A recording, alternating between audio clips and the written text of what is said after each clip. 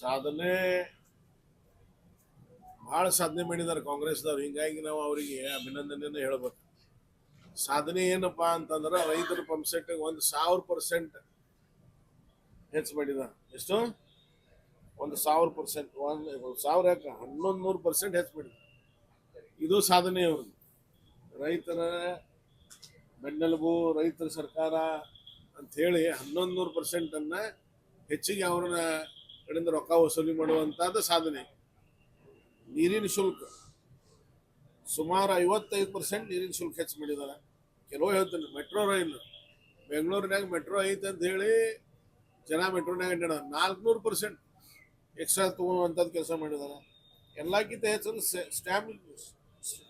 Stamp duty ಅದು 150% ಹೆಚ್ಚು ಮಾಡಿದ್ದಾರೆ. ನೀವು ನೋಡ್ರಿ, ಇವ್ರ ಸಾಧನೆ. ಎಲ್ಲಕ್ಕಿಂತ ಮತ್ತೊಂದು ಸಾಧನೆ ಅಂತಂದ್ರೆ ಜೀವಂತ ಇದ್ದವ್ರ ಮ್ಯಾಗಂತೂ ಎಲ್ಲ ಟ್ಯಾಕ್ಸ್ ಹಾಕಿ ಸಯೋ ಪರಿಸ್ಥಿತಿ ನಿರ್ಮಾಣ ಮಾಡಿದರು. ಸತ್ತ ನಂತರ ಸರ್ಟಿಫಿಕೇಟ್ ಮ್ಯಾಗು ಮತ್ತೆ ಡೆತ್ ಸರ್ಟಿಫಿಕೇಟ್ ಏನೈತಿಲ್ಲ ಅದನ್ನು ಹೆಚ್ಚು ಮಾಡಿದಾರೆ. ಅಂದ್ರೆ ನೀವು ಸಯೋತ್ನಾಗೂ ಸತ್ ನಂತರ ಏನು ಬಿಡಾಕ್ತಾ ಇರಲಿಲ್ಲ ಅಂತ ಸರ್ಕಾರ. ಇದೇ ಸಾಧನೆ. ಹಿಂಗಾಗಿ ಬಹಳಷ್ಟು ಹೇಳ್ಬೋದು.